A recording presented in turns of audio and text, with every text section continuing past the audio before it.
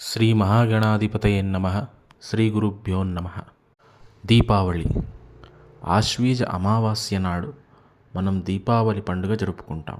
దీపావళి అంటే దీపాల వరుస అని అర్థం.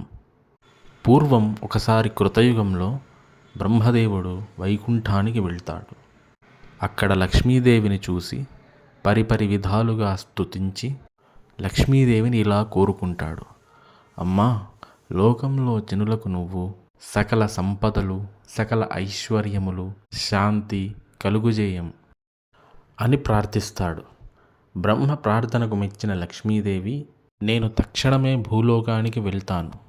ఏ ఇల్లైతే శుచిగా ఉంటుందో, ఏ ఇంటిలో అయితే దీపాలు వెలిగించి ఉంటారో, ఏ ఇంటిలో అయితే నా నామస్మరణ చేస్తారో వారికి ఐశ్వర్యాలను, సంపదలను, శాంతిని, సుఖాలను ఇస్తాను అని అంటుంది.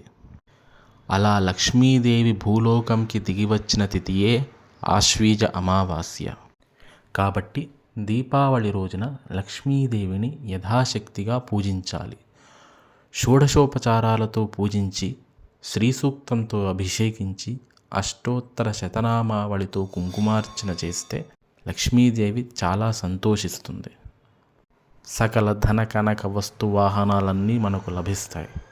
సాయంత్రం సూర్యాస్తమయం అయ్యాక ఇంటి ముందు దీపాలు వెలిగించాలి. ఆవు నెయ్యితో కానీ, నువ్వుల నూనెతో కానీ వెలిగించవచ్చు. ఇంటిలో దేవుడి గదిలో ఆవు నెయ్యితో వెలిగించి, గుమ్మం దగ్గర నువ్వుల నూనెతో వెలిగిస్తే శ్రేష్టం. దీపాలు 9 సంఖ్యలతో పెడితే చాలా మంచిది. 9, 18, 27 ఇలా. ఈరోజు యథాశక్తిగా బ్రాహ్మణులకు దానం చేసేవారు లక్ష్మీదేవి అనుగ్రహం పొందుతారు. స్వయంపాక దానం చేస్తే పితృదేవతల అనుగ్రహం పొందుతారు.